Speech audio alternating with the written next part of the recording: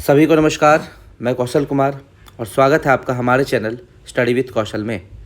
आज हम लोग जो टॉपिक पढ़ने जा रहे हैं पॉलिटी का, उसका नाम है राज्य के नीति निर्देशक सिद्धांत, अर्थात directive principle of state policy. DPSP इसको शॉर्टकट में बोलते हैं। डीपीएसपी यानी कि राज्य के नीति निर्देशक सिद्धांत। देखिए, राज्य के जो नीति निर्देशक सिद्धांत है, इसका उल्लेख पार्ट 4 में किया गया है। आज ही के वीडियो में हम लोग मौलिक कर्तव्य पढ़ेंगे। मौलिक कर्तव्य है पार्ट 4A में। पार्ट 4A में और आर्टिकल है 51A। यानी कि आज दो चीज़ पढ़ेंगे। एक तो हम लोग पढ़ेंगे डीपीएसपी और दूसरा मौलिक कर्तव्य। देखिए, ये बहुत ज़्यादा ज़रूरी होता है हम लोग को कोई भी चीज़ समझने के लिए, किसी भी चीज़। इससे देखिएगा, आपको ऐसा क्वेश्चन हम जनरेट किए हैं ना, जो आपके एग्जाम में बहुत पूछता है, आपको समझ में भी नहीं आता ये क्वेश्चन पूछा कहाँ से। ऐसे प्रश्नों को मैंने यहाँ पर जोड़ा है जो आपके एग्ज़ाम के पर्पज़ से काफ़ी महत्वपूर्ण हो जाता है। ठीक है, डीपीएसपी का उल्लेख पार्ट 4 में है और ये आर्टिकल 36 से लेकर 51 तक है। डीपीएसपी, इसकी अवधारणा आयरलैंड से ली गई थी। ये आपको प्रश्न हमेशा पूछता है। जैसे आपसे पूछेगा मौलिक अधिकार कहाँ से लिया गया है। मौलिक अधिकार, ठीक है, मौलिक अधिकार यूएसए के बिल ऑफ राइट्स से लिया गया है। बिल ऑफ राइट्स, ठीक है। मौलिक कर्तव्य का बात करें, मौलिक कर्तव्य तो ये लिया गया है यूएसएसआर, रसिया से। वहीं डीपीएसपी का बात करें तो ये लिया गया है आयरलैंड से। हम लोग मौलिक अधिकार और डीपीएसपी दोनों का देखेंगे, कंपैरिजन करके भी देखेंगे। डीपीएसपी और फंडामेंटल राइट, इन लोग दोनों को कंपेयर भी करेंगे आगे। देखिएगा, आपको बहुत मज़ा आने वाला है।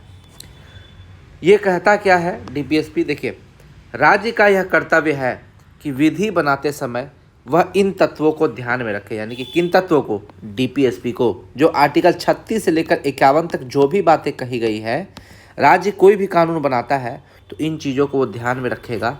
वो आर्टिकल 37 बोलता है। आर्टिकल 37 यही बोलता है। डीपीएसपी में यानी कि नीति निर्देशक तत्व में कुछ आर्थिक व सामाजिक लक्ष्यों को रखा गया, कुछ टारगेट्स रखे गए हैं जिनका पालन करना राज्यों का कर्तव्य है। अब देखिए, एक आया था Minerva mills case. Minerva mills case आया था 1980 में। हुआ क्या था इसमें?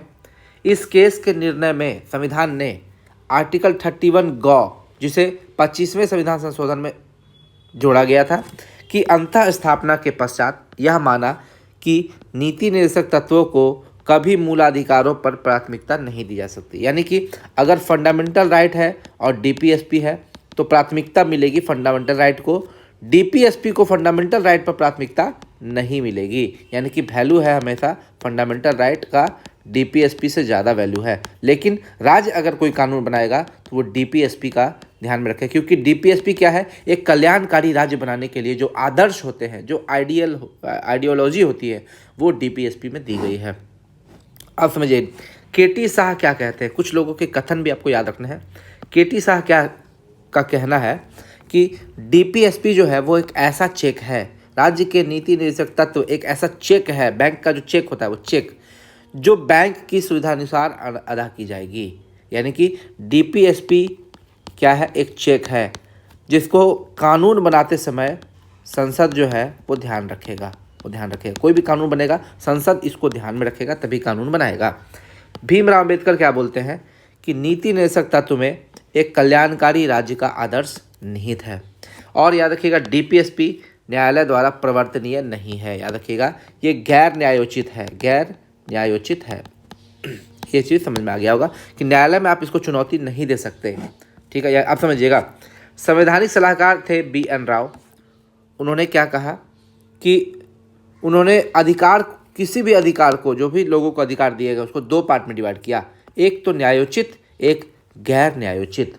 न्यायोचित में उन्होंने फंडामेंटल राइट यानी कि मौलिक अधिकार को रखा, और गैर न्यायोचित में उन्होंने डीपीएसपी को रखा। फंडामेंटल राइट यानी कि पार्ट 3 को उन्होंने न्यायोचित कहा, यानी कि वाद योग्य। यानी कि अगर किसी के फंडामेंटल राइट का उल्लंघन होता है तो वो न्यायालय जा सकता है चुनौती देने के लिए। वाद योग्य है यानी कि ये न्यायोचित है, ये प्रवर्तनीय है।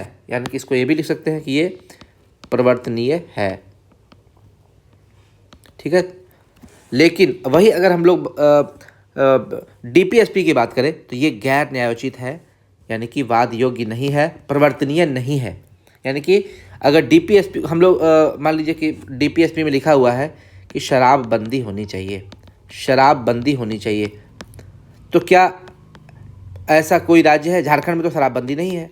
तो ये राज्य पर डिपेंड करता है कि वो राज्य जो है कानून बनाते समय इस बात को ध्यान में रखे या नहीं रखे। यानी कि वो उस राज्य पर डिपेंड करता है कि कानून बनाते समय डीपीएसपी का पालन करता है अथवा नहीं, वो राज्य पर निर्भर करता है। लेकिन एक आदर्श है, एक आदर्श राज्य को लागू करना चाहिए, जैसे कि बिहार ने लागू किया है। ठीक है, आगे बात करते हैं। मौलिक अधिकार का उद्देश्य और डीपीएसपी का उद्देश्य, ये एग्जाम में पूछता है। मौलिक अधिकार यानी कि फंडामेंटल राइट का अगर क्या उद्देश्य है, तो राजनीतिक लोकतंत्र की स्थापना करना। वही अगर डीपीएसपी का उद्देश्य पूछे तो इसका उद्देश्य है आर्थिक व सामाजिक लोकतंत्र की स्थापना करना। बस यही अंतर है। देखिए, इसमें राजनीतिक लोकतंत्र की स्थापना करना फंडामेंटल राइट में, और डीपीएसपी में क्या है? आर्थिक व सामाजिक लोकतंत्र की स्थापना करना। बस यही अंतर है। देखिए, बीएसएससी में, एनटीपीसी में, एसएससी और ग्रुप डी में ये प्रश्न बार बार पूछा है। कल्याणकारी राज्य के आदर्श निहित हैं, यानी कि आइडियल ऑफ वेलफेयर स्टेट्स कहाँ पर निहित है? राज्य के नीति निर्देशक तत्व में, यानी कि डीपीएसपी में। एक कल्याणकारी राज्य के आदर्श हैं, लेकिन इन आदर्शों को मानना राज्य पर डिपेंड करता है। कोई ये जाके चुनौती नहीं दे सकता है, झारखंड का कोई नागरिक जाके कोर्ट में नहीं बोल सकता है सर देखिए झारखंड सरकार शराबबंदी नहीं किया है, गौ हत्या बंद नहीं किया है। गौ हत्या बंद करना तो इसमें लिखा हुआ है आपका डीपीएसपी में, लेकिन कोई लोग कोर्ट जाके नहीं बोल सकता कि झारखंड क्यों नहीं लागू किया। ये राज्य पर डिपेंड करता है कि उसको लागू करे या नहीं करे। यानी कि डीपीएसपी में जो भी प्रावधान है आर्टिकल 36 से लेकर 51 तक, ये मानना एकदम कंपलसरी नहीं है। ये राज्य पर डिपेंड करता है कि वो उसको माने या नहीं माने, लेकिन एक अच्छा राज्य बनने के लिए इसको मानना चाहिए। यानी कि ये एक नैतिकता की बात करता है, ये एक नैतिकता की बात करता है, एक आदर्श राज्य की बात करता है। इसे न्यायालय में चुनौती नहीं दी जा सकती। अब हम लोग देखिए अंतर देख लेते हैं। मौलिक अधिकार और नीति निर्देशक तत्व में अंतर समझते हैं। मौलिक अधिकार का उद्देश्य क्या है? राजनीतिक लोकतंत्र की स्थापना करना। वही नीति निर्देशक तत्व का उद्देश्य क्या है? राजनीतिक व आर्थिक लोकतंत्र की स्थापना करना। यह हो गया। मौलिक अधिकार पार्ट 3 में है और आर्टिकल 12 से 35 तक है। वहीं नीति निर्देशक तत्व जो है पार्ट 4 में है, आर्टिकल 36 से 51 तक है। मौलिक अधिकार जो है वो न्यायोचित है, प्रवर्तनीय है, जस्टिसिएबल है, यानी कि इसको चुनौती दी जा सकती है अगर मौलिक अधिकार का उल्लंघन किया जाए तो। लेकिन नीति निर्देशक तत्व है वो गैर न्यायोचित है, वाद योग्य नहीं है, नॉन जस्टिसिएबल है, प्रवर्तनीय नहीं है, कोर्ट में उसको चुनौती नहीं दी जा सकती। मौलिक अधिकार की प्रकृति क्या है? नकारात्मक है, नेगेटिव है। यानी कि ये अगर कोई, हम बताए थे ना, फंडामेंटल राइट और संसद के बीच में, गवर्नमेंट ऑफ इंडिया के बीच में एक डू नॉट क्रॉस का लाइन है। इस लाइन को क्रॉस नहीं कर सकता है, क्योंकि फंडामेंटल राइट का अगर उल्लंघन होगा ऐसा कोई कानून संसद नहीं बना सकती है, ऐसा बोला गया है। इसीलिए फंडामेंटल राइट जो है वो सरकार को कुछ करने से रोकती है, इसीलिए इसकी प्रकृति नकारात्मक है। लेकिन नीति निर्देशक तत्व की बात करें तो ये बताता है कि राज्य में गौ हत्या बंद होना चाहिए, शराबबंदी होनी चाहिए, हमें और बहुत सारी चीज़ है, महिलाओं का सम्मान होना चाहिए, महिला और पुरुष का वेतन समान कार्य के लिए समान होना चाहिए, इस टाइप का चीज़ सब उसमें दिया हुआ है डीपीएसपी में। तो ये राज्य को एक प्रमोट करता है कि आप ये सब कीजिए, जो हम बता रहे हैं वो आप लागू कीजिए। यानी कि इसकी प्रकृति सकारात्मक है, राज्य को कल्याण हेतु निर्देश देते हैं, आदेश देते हैं, लेकिन ये रोकते हैं। तो जो रोकेगा वो नकारात्मक होगा, जो निर्देश देगा वो सकारात्मक होगा। बस यही आपको समझना था। ठीक है, तो ये है नीति निर्देशक तत्व और आपका इसमें अंतर, मौलिक अधिकार में अंतर। अब देखिए डीपीएसपी जो है, जो हमारा राज्य के नीति निर्देशक तत्व है, वो गवर्नमेंट ऑफ इंडिया एक्ट यानी कि भारत सरकार अधिनियम 1935 के अनुदेशों के समान है। ये भी प्रश्न एग्जाम में पूछता है कि गवर्नमेंट ऑफ इंडिया में जो अनुदेश दिया गया था उसी में से मैक्सिमम चीज़ों को उठाकर डीपीएसपी बना दिया गया है। ठीक है, अब आर्टिकल, लेकिन आंसर पूछेगा तो गवर्नमेंट ऑफ इंडिया एक्ट 1935 नहीं मारना है, आयरलैंड मारना है कि डीपीएसपी कहाँ से लिया गया है? आयरलैंड से लिया गया है। अब देखिए आर्टिकल 36 क्या बोलता है? आर्टिकल 36 राज्य की परिभाषा देता है। आर्टिकल 12 भी तो राज्य की परिभाषा दे रहा था, मौलिक अधिकार में पढ़े थे हम लोग कि राज्य क्या है उसकी परिभाषा आर्टिकल 12 बताता है। हम लोग पूरे संविधान में कहीं भी राज्य का डिफिनीशन देखेंगे तो वो 12 ही होगा। तो 36 आर्टिकल जो वही बोलता है कि राज्य शब्द का अर्थ वही होगा जो पार्ट 3 में आर्टिकल 12 में परिभाषित है। यानी कि 36 और 12 सेम है। 12 राज्य की परिभाषा देता है, 36 क्या बोलता है कि राज्य का परिभाषा वही होगा जो 12 में लिखा हुआ है। यानी कि 36 कुछ नहीं है, बस 12 का ही डेफिनेशन है। और 37 हम बता चुके हैं आपको। 37 क्या, देखिए, राज्य का कर्तव्य होगा कि विधि बनाते समय वह इन तत्वों को ध्यान में रखे। किनको? डीपीएसपी को ध्यान में रखे। डीपीएसपी में कुछ आर्थिक व सामाजिक लक्ष्यों को रखा गया, कुछ टारगेट्स रखे गए हैं जिनका पालन करना राज्यों का कर्तव्य है। कल्याणकारी आदर्श है, उनको राजनीति बनाते समय उसको ध्यान में रखे, यही बोलता है आर्टिकल 37। यानी कि 36 और 37 हो गया। अभी बहुत सारे आर्टिकल पढ़ने हैं 51 तक, हम लोग तोड़ तोड़ के पढ़ेंगे आर्टिकल्स को, तो ज़्यादा बेटर रहेगा। देखिए, इसमें हम लोग आर्टिकल्स को कुछ सिद्धांतों के अनुसार रखे हैं। जैसे समाजवादी सिद्धांत, समाजवादी सिद्धांत में कौन कौन आर्टिकल है? 38, 39, 41, 42, 43, 43A, 47। याद रखिए, इसको रट लेना है। क्या करना है? रट लेना है, क्योंकि इस बार जो बीपीएससी का एग्जाम देकर आए हैं लोग, वहाँ पर पूछे हैं निम्न में से कौन गांधीवादी सिद्धांत है, और वहाँ पर आर्टिकल 44 नहीं था गांधीवादी सिद्धांत में। तो ये आपको याद रखना है कि कौन समाजवादी सिद्धांत। 3 सिद्धांत हैं, समाजवादी, गांधीवादी और उदारवादी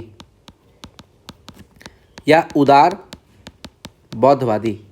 ये सिद्धांत है, 3 सिद्धांत है, और तीनों सिद्धांत से संबंधित आर्टिकल्स याद रखने हैं। देखिए, कुछ आर्टिकल्स ऐसे मिलेंगे आपको जो कॉमन होंगे, जो समाजवादी सिद्धांत में भी होंगे, गांधीवादी सिद्धांत में भी होंगे। कुछ ऐसे होंगे जो सिर्फ समाजवादी सिद्धांत में होंगे, कुछ ऐसे होंगे सिर्फ गांधीवादी में होंगे, कुछ ऐसे होंगे जो सिर्फ और सिर्फ उदारवादी सिद्धांत में होंगे। तो ये सभी भी आपको याद रखना है। तो समाजवादी सिद्धांत में 38, 39, 41, 42, 43, 43A और 47। अब गांधीवादी सिद्धांत का देख लेते हैं। गांधीवादी सिद्धांत में कौन कौन आर्टिकल आएगा? 40, 43, 43B, 46, 47, 48। और उदार बौद्धिकवादी सिद्धांत में कौन कौन होंगे? 44, 45, 48, 48A, 49, 50, 51। याद रखिए, इसमें टोटल आर्टिकल आपका कवर हो जा रहा है। ठीक है, यानी कि ऐसा नहीं अलग अलग नहीं पढ़ेंगे एक लाइन से, हम लोग सिद्धांत के अनुसार अलग अलग पढ़ेंगे, और उसके बाद हम लोग देखेंगे कि क्या डीपीएसपी में कभी संशोधन हुआ है, तो वो भी देख लेंगे। चलिए, सबसे पहले पढ़ते हैं समाजवादी सिद्धांत। समाजवादी सिद्धांत इसमें है 38, 39, 41, 42, 43, 43A और 47। तो आर्टिकल 38 क्या बोलता है? राज्य सामाजिक, आर्थिक एवं राजनीतिक न्याय सुनिश्चित कर आय, स्थिति, सुविधाओं तथा अवसरों में असमानताओं को कम करके सामाजिक व्यवस्था को सुरक्षित एवं संरक्षित कर लोगों के कल्याण को बढ़ावा देने का प्रयास करेगा। यानी कि 38 एक ही बात बोलता है, 3 तरह का न्याय की बात किया है, और इस न्याय के द्वारा लोगों में जो भी असमानताएं हैं, उस असमानताओं को कम करके समाज कल्याण को बढ़ावा देना है। और 3 तरह का कौन न्याय है? सामाजिक, आर्थिक और राजनीतिक, social, economical and political justice, SEP, social, economical and political न्याय।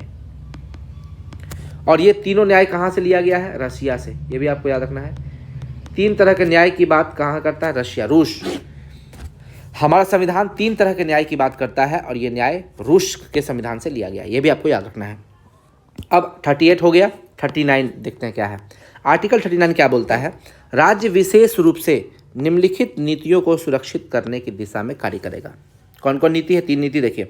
पहला तो सभी नागरिकों को आजीविका के पर्याप्त साधन का अधिकार, यानी कि हम लोग को जो बेसिक नीड होता है आजीविका का साधन, उसके लिए राज्य जो है वो कानून बनाएगा। जैसे देखिए, हम लोग को रोटी, कपड़ा और मकान चाहिए। कपड़ा और मकान चाहिए। कपड़ा कहीं ना कहीं से मिल ही जाता है। रोटी के लिए देखिए, BPL के लिए अलग अलग, जो बिलो पॉवर्टी लाइन है उसके लिए अलग अलग है, राशन वगैरह मिलता है, गेहूँ आटा ये सब मिलता है। सब चीज़ तो नहीं मिलता है, लेकिन कुछ चीज़ मिल जाता है बेसिक। और मकान के लिए आप ये देखिए, आपको मकान के लिए आपको मिलता है ना, गांव घर में मकान बनाने के लिए पैसा मिलता है आपको। तो कुछ सरकार कुछ नीतियाँ लाती हैं जो आजीविका के पर्याप्त साधन के लिए की जाए। तो ये आर्टिकल 39 बोलता है, और इसी का यूज करके राज्य जो नीति बनाती है वो उसमें इसका ध्यान रखती है। भौतिक संसाधनों के स्वामित्व और नियंत्रण को सामान्य जन की भलाई के लिए व्यवस्थित करना, यानी कि जो भी स्वामित्व है संसाधनों का वो सभी जनमानस तक पहुंचना चाहिए, ये इसका लक्ष्य है 39 का 2। और तीसरा लक्ष्य क्या है कि कुछ ही व्यक्तियों के पास धन के संकेंद्रण से बचना, यानी कि ये सबसे बेस्ट पूछता है कौन सा आर्टिकल कहता है कि धन के संकेंद्रण से बचना, और इसी आर्टिकल को यूज करते हुए पहला फर्स्ट संविधान संशोधन, फर्स्ट कॉन्स्टिट्यूशनल अमेंडमेंट 1951 में आया था, और यही बोला था। ये इसमें क्या जुड़ा था? शेड्यूल 9, यानी कि अनुसूची 9 जुड़ा था, जिसमें लैंड रिफॉर्म को डाल दिया गया था। लैंड रिफॉर्म को डाल दिया गया था। धन का संकेंद्रण था, जमीन किसी के पास बहुत ज़्यादा थी, जमीन का संकेंद्रण था, धन का संकेंद्रण। देखिए यहाँ तो धन का बात कर रहा है, वहाँ पर जमीन के बारे में, जमींदारों के पास बहुत ज़मीन थी और उन ज़मीनों का संकेंद्रण हो गया था किसी खास लोगों के पास। तो इसलिए क्या किया गया कि जिसके पास बहुत ज़्यादा ज़मीन थी उनकी ज़मीनों को गरीबों में बांट दिया गया, ज़मींदारों की ज़मीन को गरीबों में बांट दिया गया। यही था शेड्यूल 9 लैंड रिफॉर्म। और याद रखिएगा, किसी को भी शेड्यूल 9 में डाल दिया जाता था तो वहाँ पर रिव्यू नहीं होता था। कोर्ट जो है वहाँ रिव्यू नहीं करती थी, जुडिशियल रिव्यू वहाँ ख़त्म हो जाता था, न्यायिक समीक्षा नहीं होती थी।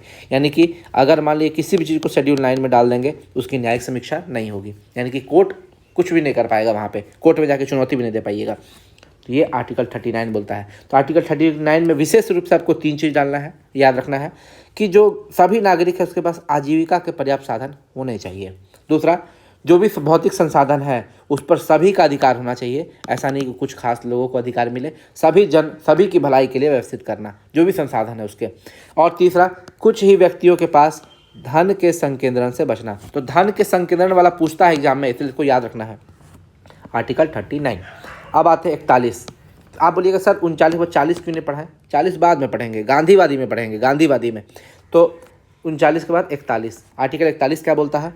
बेरोजगारी, बुढ़ापा, बीमारी, विकलांग के मामले में कार्य करने, शिक्षा पाने और सहायता पाने का अधिकार सुरक्षित करने का। यानी कि जो बेरोजगार है, बूढ़े हैं, बीमार हैं, विकलांग हैं, उन लोगों को जो हम लोग एक्स्ट्रा फैसिलिटी देते हैं, जो शिक्षा पाने का अधिकार देते हैं या सहायता पाने का अधिकार देते हैं, वो आर्टिकल 41 बोलता है। तो 41 में देखिए एक लगा, वो एक यानी कि विकलांग से रिलेट कर लीजिए। जिसका है एक टांग वो कहलाएगा विकलांग। आप देखिए, इसको नेगेटिव मत लीजिएगा, याद करने का तरीका है। तो 41 से आप विकलांग याद रखिए। विकलांग याद रखिएगा तो आपको बुढ़ापा, बीमारी, ये सब चीज़ आप लोग उसी से रिलेट कर लीजिएगा कि विकलांग के लिए या बुढ़ापा के लिए या बेरोजगार के लिए या बीमारी, इन सब चीज़ों के लिए जो सहायता शिक्षा देता है या सहायता देता है सरकार, वो आर्टिकल 41 में। आगे हम लोग आपको पढ़ाएंगे कि विकलांग कितने तरह का हो सकता है, 21 तरह का डिसऑर्डर हो सकता है लोगों में, 21 तरह से विकलांग हो सकता है, जिसमें से मैक्सिमम किस में है? मैक्सिमम जो विकलांगता है वो है शायद ऑप्टिकल, दृष्टिबाधित, और सबसे कम है हियरिंग, सुनने वाला। देखने वाला विकलांग सबसे ज़्यादा है परसेंटेज में, और सुनने वाला विकलांग सबसे कम है। 21 तरह का विकलांगता भारत में अभी तक है। ठीक है, अगर कुछ बदला होगा तो आप लोग कमेंट करके बताइएगा, 21 से ज़्यादा भी हो सकता है बढ़ गया हो। 42, आर्टिकल 42 क्या बोलता है? राज्य की काम न्याय संगत और मानवीय परिस्थितियों को सुनिश्चित करने के एवं मातृत्व राहत के लिए प्रावधान करेगा। यानी कि देखिए, आर्टिकल 42 क्या बोलता है कि राज्य का ये काम है कि जहाँ पर ऑफिस है, मान लीजिए किसी का ऑफिस है, सभी को मानवोचित दशाएं उपलब्ध कराएगा ना, न्याय संगत और मानवीय परिस्थिति उपलब्ध कराना चाहिए। जैसे मान लीजिए कि पहले क्या होता था, महिलाओं को टॉयलेट के लिए बड़ा परेशानी हो जाता था, पुरुष का टॉयलेट महिला टॉयलेट कॉमन होता था, जिससे लोगों को बहुत परेशानी होती थी। महिलाएं जाती थी, वेट करती थी, कोई है नहीं, बाहर में एक महिला खड़ी रहती थी, वो रोकती थी कि अंदर एक महिला गई हुई है, बड़ा दिक्कत होता था। अब क्या है, पुरुष का टॉयलेट अलग है, महिला का टॉयलेट अलग है। तो वो एक मानवीय परिस्थिति दशा, जहाँ पर काम चल रहा है, वहाँ पर मानवीय दशाओं को, परिस्थिति को उपलब्ध कराया जा रहा है। अब मान लीजिए कि अब तो इतना भी फैसिलिटी किया गया है कि जो महिलाएं ये हैं प्रेग्नेंट हैं, उनके लिए फैसिलिटी अलग है, या जो महिलाएं बच्चे उनके छोटे हैं, नए न्यू बॉर्न बेबी है जिनका, वो ऑफिस आ रही हैं, तो उनके लिए मिल्क फीडिंग का एक अलग रूम दे दिया गया है। मतलब ऐसा फैसिलिटी किया गया है इनके लिए कि सभी माताओं के लिए एक अलग रूम बनाया गया है। या कुछ ऐसी दशाएं, विकलांग हैं, जैसे विकलांगों के लिए देखते हैं बॉगी अलग कर दिया जाता है, टॉयलेट अलग होते हैं। तो ये सारी चीज़ें आर्टिकल 42 यही बोलता है कि जो विकलांग हैं या जो मतलब या मातृत्व, जो प्रेग्नेंट है महिलाएं, या जो भी काम करने के समय में जो फैसिलिटी दी जाती है, एक लेबर लोग में भी ये इस आर्टिकल 42 का यूज़ किया जाता है, उन लोग को जो फैसिलिटी दी जानी चाहिए।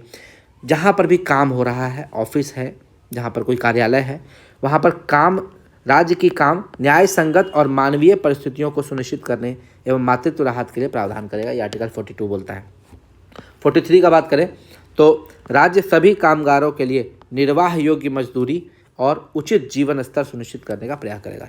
ये आर्टिकल 43 बोलता है कि आप उसको इतना वेतन जरूर दीजिएगा कि उसका घर चल जाए मिनिमम। और इसी आर्टिकल का यूज करके कौन सा कार्यक्रम आया है? मनरेगा। मनरेगा नरेगा नरेगा आया था 2006 में, ठीक है। इसका नाम परिवर्तित करके मनरेगा कर दिया 2009 में। ये भी आपको याद रखना है, आगे बताएंगे, ठीक है। अब देखिए आर्टिकल 43A क्या बोलता है?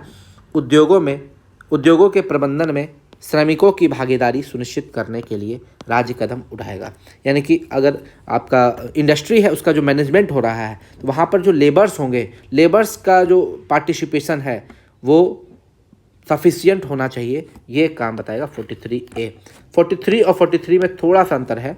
43 बोलता है कि जो भी कामगार है, मजदूर है, उनको मिनिमम वेजेस मिलनी चाहिए, निर्वाह योग्य मजदूरी मिलनी चाहिए और उनका उचित जीवन स्तर सुनिश्चित करने के लिए प्रयास करना चाहिए। आजकल देखते हैं मजदूर लोग का भी पीएफ कट रहा है, पीएफ कटता है, उन लोग को भी फ्यूचर प्लानिंग के लिए क्या बोलते हैं, डोनेट करवाया जाता है, बहुत सारा चीज़ है। तो देखिए एक होता है जीपीएफ, एक होता है ईपीएफ, ठीक है। जीपीएफ होता है गवर्नमेंट एम्प्लॉय के लिए और ईपीएफ होता है प्राइवेट में काम करने वाले लोगों के लिए। तो अब सभी के लिए, चाहे मजदूर कहीं भी हों, ठीक है, उनको भी अब अपना उचित जीवन निर्वाह स्तर सुनिश्चित करने के लिए अब चाहे सरकार कोई भी कार्यक्रम निकाले तो वो आर्टिकल 43 के अनुसार निकालेगी। और श्रमिकों की भागीदारी सुनिश्चित करने के लिए ये हो जाएगा आर्टिकल 43A में, ठीक है। आर्टिकल 47 या देखिए ये सब जो है उससे ज़्यादा क्वेश्चन नहीं पूछता है, इससे क्या बना, तो 43 का यूज करके नरेगा बना, ये इस टाइप का प्रश्न पूछता है एग्जाम में, तो इसलिए आपको याद रखना है। 47 क्या बोलता है? देखिए 47 आपको याद रखना है, ये VBI है। लोगों के पोषण स्तर, जीवन स्तर को ऊपर उठाना और सार्वजनिक स्वास्थ्य में सुधार करना, ये आर्टिकल 47 बोलता है। लेकिन ये क्वेश्चन नहीं पूछता है कि शराबबंदी किस आर्टिकल में है, क्योंकि बिहार का बात है तो शराबबंदी आर्टिकल 47 में बोलता है। यानी कि अगर पोषण स्तर और जीवन स्तर कब सुधरेगा? जब मादक द्रव्यों पर प्रतिबंध लगेगा और कुछ हानिकारक औषधि जैसे ड्रग्स वगैरह होता है उस पर प्रतिबंध लगेगा। यही दो तरीका है। आपसे ये पूछेगा मादक द्रव्यों पर प्रतिबंध राज्य लगा सकता है, आर्टिकल 47, और हानिकारक औषधियों पर प्रतिबंध लगाएगा, ये आर्टिकल 47 यही बोलता है। तो शराबबंदी आर्टिकल 47 याद रखना है आपको ऐसे करके। तो ये समाजवादी सिद्धांत खत्म हो गया। अब आते हैं गांधीवादी सिद्धांत। ये इसमें है आर्टिकल 40, 43, 43B, 46, 47, 48। 40 क्या बोलता है? आर्टिकल 40 राज्य ग्राम पंचायतों को स्वशासन की इकाइयों के रूप में संगठित करने के लिए कदम उठाएगा। यानी कि ये ग्राम पंचायत का गठन करने के लिए प्रमोट कर रहा है। तो ये कोई प्रश्न आ जाएगा, ग्राम पंचायत का गठन करने के लिए आर्टिकल 40। और इसी आर्टिकल 40 का यूज करके हमारा 73वां संविधान संशोधन हुआ, जिसमें हमारा पार्ट 9 में ग्राम पंचायत जुड़ा, ठीक है। आर्टिकल 243 में है। आर्टिकल 243 का कहाँ से कहाँ तक आप लोग कमेंट करके बताइएगा। आर्टिकल 43 क्या बोलता है? आर्टिकल 43 बोलता है कि राज्य ग्रामीण क्षेत्रों में व्यवस्थित सहकारी आधार पर कुटीर उद्योगों को बढ़ावा देने का प्रयास करेगा। तो कुटीर उद्योग की बात की तो ये गांधीवादी सिद्धांत में आ गया। लेकिन 43 यहाँ पर भी पढ़े थे हम लोग। 43 क्या बोलता है कि मिनिमम मजदूरी देगा गरीबों को। तो जहाँ मिनिमम मजदूरी की बात करेगी वो आ जाएगा समाजवादी सिद्धांत। लेकिन 43 में कुटीर उद्योग का भी बात किया है। कुटीर उद्योग गांव में छोटा छोटा उद्योग होता है, इस कुटीर उद्योग को बढ़ावा देने के लिए आर्टिकल 43 का अगर बात हुआ तो वो गांधीवादी सिद्धांत में आ जाएगा। 43A है समाजवादी सिद्धांत में, श्रमिकों की भागीदारी सुनिश्चित करने के लिए कदम उठाएगा। लेकिन 43B जो है वो गांधीवादी सिद्धांत में आ जाएगा। 43B ये क्या बोलता है? सहकारी समितियों के स्वैच्छिक गठन, स्वायत्त कामकाज। तो ये सहकारी समिति से संबंधित है।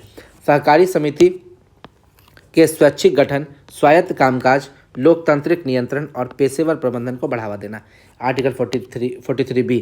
और ये आर्टिकल 43 भी आप लोग कमेंट करके बताइएगा किस संविधान संशोधन में जुड़ा, ठीक है। और ये सहकारी समिति जुड़ा और ये आपका आर्टिकल 19 का 1 का C में भी है, याद रखिएगा। ये मौलिक अधिकार है। सहकारी समिति बनाना, संघ बनाना, ये एक मौलिक अधिकार है, ये भी आपको याद रखना है। आगे बढ़ते हैं। आर्टिकल 46 में आ जाते हैं। राज्य समाज के दुर्बल वर्गों विशेषकर SC, ST और अन्य कमजोर वर्ग अन्य कमजोर वर्ग भी याद रखना है, SC ST और अन्य कमजोर वर्गों की शैक्षिक और आर्थिक हितों की रक्षा करेगा तथा उसमें अभिवृद्धि का प्रयास करेगा, उसको बढ़ाने का प्रयास करेगा, शिक्षा को बढ़ाने का प्रयास करेगा और आर्थिक हितों को बढ़ाने का प्रयास करेगा। आजकल जो आपको छात्रवृत्ति योजना दी जा रही है या फिर जो प्रमोशन दिया, जो स्कॉलरशिप दी जा रही है वो, या फिर शैक्षणिक संस्थानों में जो उन्हें आरक्षण दिया जा रहा है, इस आर्टिकल 46 का भी यूज़ करके दिया जा रहा है। ऐसे मौलिक अधिकार में भी इसको दिया गया है, ठीक है। SC ST OBC के लिए जो आरक्षण का लाभ है वो भी मौलिक अधिकार में भी है। और आपको आर्टिकल 46 भी बोलता है कि राज्य उनकी अभिवृद्धि करने के लिए और हितों की रक्षा करने के लिए प्रयास करता रहेगा, ये आर्टिकल 46 बोलता है और ये गांधीवादी सिद्धांत भी है। 47 का बात करते हैं। आर्टिकल 47, राज्य सार्वजनिक स्वास्थ्य में सुधार के लिए कदम उठाएगा और नशीले पेय पदार्थों और स्वास्थ्य के हानिकारक औषधियों पर रोक लगाए। हम बता ही चुके हैं, शराबबंदी आर्टिकल 47 बता चुके हैं। तो ये गांधीवादी भी है और ये समाजवादी भी है, यानी कि ये दोनों में आ जाता है, इंपॉर्टेंट हो जाता है। ये शराबबंदी इसी में आ जाएगा और ड्रग्स पे प्रतिबंध और ड्रग्स पे रोक, या गांजा वगैरह नहीं होता है, अफीम, ये सब, चरस, हीरोइन, उन सब पर जो रोक लगाएगा वो आर्टिकल 47 ही बोलता है। आर्टिकल 48 का बात करें तो ये बोलता है गौ हत्या बंद। ये क्या बोलता है 48? गौ हत्या बंद। लेकिन क्या ऐसा है? नहीं है, हर राज्य इसको लागू नहीं करती है। गाय, बछड़ा और अन्य दुधारू पशु, जो भी दूध देने वाले पशु, जैसे कि बकरी को तो काटता ही है ना, कोई भी दुधारू पशु है उसको काटना, वध पर रोक है, ये आर्टिकल 48 बोलता है। मवेशियों को पालने एवं उनकी नस्लों को सुधारने के लिए राज्य आधुनिक तकनीक का प्रयोग करेगा, ये भी बोलता है। आर्टिकल 48 दो बात बोलता है, एक तो जो दुधारू पशु है, चाहे गाय हो, बछड़ा हो, उसको उसके वध पर रोक लगेगा, और दूसरा बोलता है कि उसका नस्ल को सुधारने के लिए हम लोग मॉडर्न टेक्नोलॉजी का प्रयोग कर सकते हैं। मवेशियों को पालने और उसकी नस्लों को सुधारने के लिए आधुनिक तकनीक का प्रयोग कर सकते हैं, ये भी गांधीवादी सिद्धांत में आता है। तो गांधीवादी सिद्धांत कंप्लीट हो चुका है। अब आते हैं उदार बौद्धिकवादी सिद्धांत। इसमें 44, 45, 48, 48A, 49, 50, 51, याद रखिएगा 48 के बाद पूरा है, 48, 49, 50, 51, 48 के बाद पूरा है और 44, 45 है। तो ये ट्रिक है उदारवादी सिद्धांत को याद रखने का। देखिए हम लोग का जो ये 36 से 51 तक है ना, तो 36 से स्टार्ट नहीं हुआ, ये सीधा 44 से स्टार्ट हुआ, 44, 45, फिर 2 को छूटेगा, 46, 47 छूटेगा, फिर 48 के बाद पूरा, 48, 48A, 49, 50, 51, ये है उदारवादी सिद्धांत, याद रखना आपको। अब आते हैं, सबसे ज़्यादा गांधीवादी पूछता है, सिर्फ गांधीवादी को रट लीजिएगा, गांधीवादी को रट लीजिएगा किसी भी हाल में। उदारवादी देखिए 44 बोलता है यूनिफॉर्म सिविल कोड, यानी कि सभी के लिए समान नागरिक संहिता, यूनिफॉर्म सिविल कोड की बात करता है। देखिए अभी आपको देखिएगा कि हिंदू लोग जो मैरिज करते हैं तो एक विवाह होता है, दूसरा विवाह अगर करते हैं तो उन्हें 7 साल की सज़ा दी जाती है, 7 साल की सज़ा, ठीक है। बिना डाइवोर्स दिए आप अगर दूसरा विवाह करते हैं एक पत्नी के रहते हुए तो उनको 7 साल की सज़ा दी जाती है। ये हिंदू मैरिज एक्ट में बोला गया है। जबकि मुस्लिम एक्ट में क्या है, वो 2 विवाह 3 विवाह कुछ भी कर सकते हैं, उनको एक से ज़्यादा विवाह करने की अनुमति है, ये मुस्लिमों के कानून में है। तो राज्य जो है, हिंदुओं का कानून और मुस्लिमों का कानून अलग अलग क्यों है, इसलिए इसको रोकने के लिए यूनिफॉर्म सिविल कोड, समान नागरिक संहिता को लाने का प्रयास करेगा। ये बोलता है आर्टिकल 44 कि सभी के लिए कानून समान है, सभी के लिए कानून समान है, हिंदुओं के लिए कानून समान है, मुस्लिमों के लिए कानून समान है, और सभी धर्मों के लिए। ऐसे मैं हिंदू मुस्लिम का एग्जाम्पल दिया, सभी के लिए, भारत में जितने भी नागरिक हैं, ठीक है, समस्त राज्य क्षेत्र में नागरिकों के लिए समान नागरिक संहिता, यूनिफॉर्म सिविल कोड प्राप्त करने का प्रयास करेगा, यही आर्टिकल 44 बोलता है। 45 का बात करें तो राज्य जो है अशिक्षा को दूर करने के लिए सभी बच्चों को 6 वर्ष की आयु प्राप्त करने तक प्रारंभिक बाल्यावस्था देखभाल और शिक्षा प्रदान करेगा। याद रखिएगा, यही बोल रहा है कि प्रारंभिक बाल्यावस्था देखभाल, ये आपको याद रखना है। 6 वर्ष की आयु तक का बच्चा को, ये हम आपको पहले बता चुके हैं। इसी का यूज करते हुए 86वां संविधान संशोधन आया और इस 86वां संविधान संशोधन में आर्टिकल 21A जोड़ा गया, ठीक है। और 86वां संविधान संशोधन में भी फंडामेंटल ड्यूटी जो है पार्ट 4A उसमें आर्टिकल 51A, उसमें पहले 10 ही बिंदु था, लेकिन 11वां बिंदु जोड़ा गया। 11वां बिंदु कि प्रत्येक अभिभावक का यह कर्तव्य होगा कि 6 से 14 वर्ष तक के बच्चों को वो प्रारंभिक शिक्षा दिलवाए, अनिवार्य शिक्षा प्रारंभिक दिलवाए। तो ये फंडामेंटल ड्यूटी में भी जोड़ा गया। तो याद रखिएगा, जो आर्टिकल 45 है इसी में सुधार करके 21A बना, और इसी में सुधार करके आपका क्या बोलते हैं आर्टिकल 51A में 11वां पॉइंट, 11वां बिंदु जोड़ा गया। ठीक है, आगे आते हैं। आर्टिकल 48 की बात करें। आर्टिकल 48 तो हम लोग पढ़ चुके हैं कि गौहत्या बंद है, गौहत्या बंद की बात करता है। और ये क्या बोलता है, कृषि और पशुपालन को आधुनिक और वैज्ञानिक आधार पर संगठित करना। बताए थे नस्लों को सुधारने के लिए हम लोग मॉडर्न टेक्नोलॉजी का प्रयोग कर सकते हैं। ये आर्टिकल 48A है, 48 है। 48A क्या बोलता है, 48A बोलता है पर्यावरण की रक्षा करना और देशों के वनों और वन्य जीवों की रक्षा करना। तो इसमें दो पार्ट है 48A में। एक तो आप पर्यावरण की रक्षा कीजिए, यानी कि आप सॉइल इरोजन को रोकिए, मृदा अपरदन को रोकिए, आप डिफॉरेस्टेशन को रोकिए, वृक्षों की जो कटाई है उसको रोकिए, आप वन एवं वन्य जीवों को रोकिए, यानी कि tiger conservation, tiger act, project tiger आया था 1973 में। ठीक है, प्रोजेक्ट लायन आया, प्रोजेक्ट क्रोकोडाइल आया, प्रोजेक्ट एलिफेंट आया, प्रोजेक्ट हंगुल आया। ठीक है, मेधा पाटिकल ने नदी बचाओ अभियान, जो नर्मदा बचाओ आंदोलन कौन किया था, मेधा पाटिकल। ठीक है, उसके बाद इसी तरह से आपके पूछता चिपको आंदोलन कौन किया था, चिपको आंदोलन के प्रवर्तक कौन थे, कमेंट करके बताइए। ठीक है, चिपको आंदोलन में कौन था, सुंदरलाल बहुगुणा। ये पूछता है क्वेश्चन, चिपको आंदोलन किसने स्टार्ट किया। एक पूछता है एपिको आंदोलन किसने स्टार्ट किया। एपिको आंदोलन स्टार्ट किया था कोई हेगड़े करके था, पांडुरंग हेगड़े, पता नहीं, देख लीजिएगा एपिको आंदोलन किसने स्टार्ट किया। तो ये सारा प्रश्न पूछता है जो पर्यावरण से संबंधित है। तो पर्यावरण की सुरक्षा और वनों और वन्य जीवों की रक्षा, ये आपका आर्टिकल 48A बोलता है। बड़ा ही इंपॉर्टेंट प्रश्न था। 49 क्या बोलता है कि राज्य की कलात्मक और ऐतिहासिक महत्व के स्मारक, स्थान और वस्तुओं की रक्षा करना। ताजमहल की रक्षा करना, पूछ देगा आपसे, ताजमहल पे जो ताजमहल पे जो एसिड रेन के कारण, एसिड रेन जब हुआ था, एसिड रेन क्यों होता है, सल्फर डाइऑक्साइड और नाइट्रोजन डाइऑक्साइड के कारण। सल्फर डाइऑक्साइड जब वाटर से रिएक्ट करता है तो बनाता है H2SO4, और ये NO2 जब वाटर से रिएक्ट करता है तो HNO3 बनाता है, यानी कि सल्फ्यूरिक एसिड और नाइट्रिक एसिड।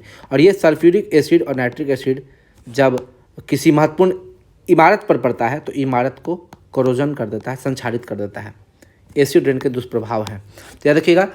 तो वो स्मारक, आप मान लीजिए ताजमहल है, ताजमहल में संगमरमर वाइट मार्बल से बना हुआ है, तो वो ख़राब हो रहा है। ख़राब होने के कारण अब उसको फिर से पेंट करके या जो भी करके अलग अलग तरीक़ों से उसको चमकाइए। क्यों, क्योंकि वो हमारा ऐतिहासिक महत्व का स्मारक है, वो हमारा याद है, वो हमारा, जैसे लाल किला है वो हमारा याद है, वो हमारा एक मॉन्यूमेंट है। उसको सुरक्षित करना हमारा अधिकार है और ये हमारा कर्तव्य है। और ये कर्तव्य आर्टिकल 49 में बोलता है। ये DPSP में आता है। ठीक है, आर्टिकल 50 में आपको याद रखना है 50-50, यानी कि 50 में आपको 50-50 याद रखना है कि कार्यपालिका और न्यायपालिका को अलग कर दिया। राज्य की लोक सेवाओं में न्यायपालिका को कार्यपालिका से पृथक करने के लिए कदम उठाना, यानी कि न्यायपालिका और कार्यपालिका अलग, यानी कि 50-50, 50 न्यायपालिका 50 कार्यपालिका, 50-50। तो आर्टिकल 50 ऐसे याद रखना है आपको, 50-50 कर दिए, 50 हम लोग न्यायपालिका को दे दिए, 50 कार्यपालिका को दे दिए, 50-50 ऐसे याद रखना है। 51, आर्टिकल 51 क्या बोलता है, यह घोषणा करता है कि 3 चीज़ घोषणा करेगा। पहला, राज्य अंतर्राष्ट्रीय शांति और सुरक्षा स्थापित करने का प्रयास करेगा और राष्ट्रों के साथ न्यायपूर्ण और सम्मानजनक संबंध बनाए रखेगा। जैसे इंडिया USA का संबंध है, इंडिया रशिया का संबंध है, इंडिया चाइना का संबंध है।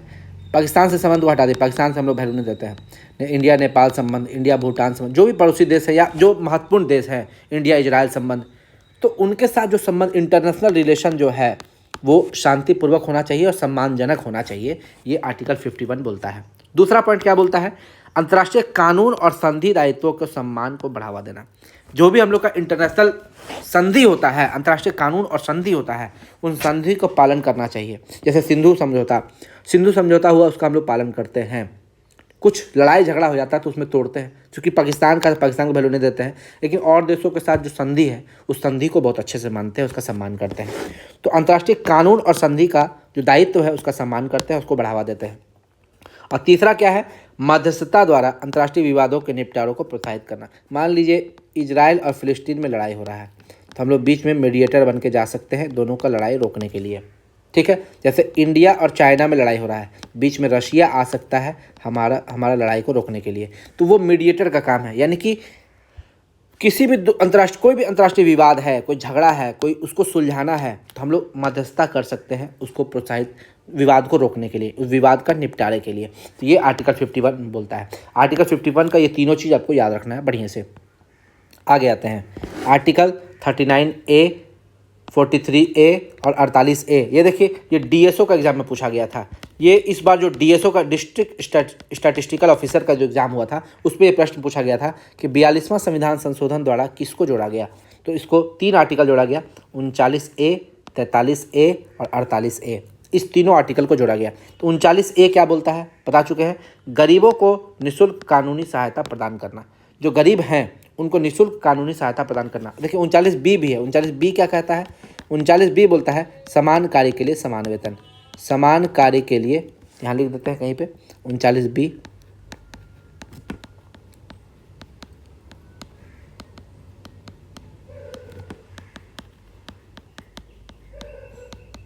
समान कार्य के लिए समान वेतन, ये 39B बोलता है। तो 39A तो देख ही लिए। 39A गरीबों को निःशुल्क कानूनी सहायता प्रदान करना। 43A क्या बोलता है बता चुके हैं, उद्योगों के प्रबंधन में श्रमिकों की भागीदारी, बता चुके हैं, श्रमिकों की भागीदारी सुनिश्चित करना, ये 43A बोलता है। 48A क्या बोलता है, पर्यावरण और की रक्षा और उसमें सुधार करना, और इसी में वन्य जीव की रक्षा भी है, पर्यावरण की रक्षा, वन्य जीव की रक्षा। 48A उदारवादी सिद्धांत में आता है। तो ये आपको याद, ये तीनों 39A, 43A और 48A, ठीक है, ये आपको जोड़ा गया था 42वां संविधान संशोधन कब, 1976। आगे आते हैं 86वां संविधान संशोधन में क्या हुआ। आर्टिकल 45 जो है, जो बोलता है कि राज्य का ये कर्तव्य है कि 6 वर्ष से कम उम्र के बच्चों को, या 6 वर्ष तक के बच्चों को, 6 से 14 होना चाहिए मेरे हिसाब से, 6 वर्ष लिख दिए हम, 6 से 14 वर्ष के बच्चों को बाल्यावस्था का जो शिक्षा होता है वो अनिवार्य देना। यानी कि आर्टिकल 45 की विषय वस्तु को बदल दिया और प्रारंभिक शिक्षा को आर्टिकल 21A के तहत मौलिक अधिकार बना दिया। यानी कि इसी में आपको आर्टिकल 21A जुड़ा है, और इसी में आपको मौलिक कर्तव्य यानी कि फंडामेंटल ड्यूटी यानी कि 51A में आपका 11वां बिंदु जुड़ा है, 11th पॉइंट आपको इसी में जुड़ा। 86वां संविधान संशोधन 2002 आपको याद रखना है, ठीक है। अब देखिए अल्लादी कृष्णा स्वामी अय्यर, इन्होंने क्या कहा, इन्होंने कहा कि लोगों के लिए उत्तरदायी कोई भी मंत्रालय संविधान के भाग 4 में वर्णित उपबंधों की अवहेलना नहीं कर सकता। ये बोले पॉजिटिव चीज़ है, ये बोले कि भाग 4 में जो उपबंध दिया हुआ है उसको कोई भी मंत्रालय या कोई भी कार्यालय वो उसको, उसमें जो उपबंध है, जो उसमें कानून है, जो उसमें कर्तव्य का सिद्धांत दिया हुआ है, उसका अवहेलना नहीं कर सकता है। भीमराव अम्बेडकर क्या बोलते हैं कि लोकप्रिय मत पर कार्य करने वाली सरकार इसके लिए नीति बनाते समय, कोई भी नीति बनाएगा, कानून बनाएगा, निर्देशक तत्वों की अवहेलना नहीं कर सकती है। यदि कोई सरकार इसकी अवहेलना करती है तो निर्वाचन के समय उसे मतदाता के समक्ष इसका उत्तर देना होगा। यानी कि अगर डीपीएसपी का उल्लंघन करती है कोई भी कानून बनाते समय, तो मतदाता के समक्ष उसको उसका आंसर देना पड़ेगा। ये डॉक्टर भीमराव अम्बेडकर बोलते हैं। यानी कि नीति आप बना रहे हैं, कोई भी कानून बना रहे हैं, आप देखिए डीपीएसपी का कोई भी ऐसा कानून है जिसका उल्लंघन तो नहीं हो रहा है। सारे आदर्शों को आपको ध्यान में रखना है और ध्यान में रखते हुए कानून बनाना है। यानी कि डीपीएसपी जो है, ये ज़रूरी नहीं है कि लोग इसको माने, लेकिन कानून बनाते समय इसको ध्यान में रखें।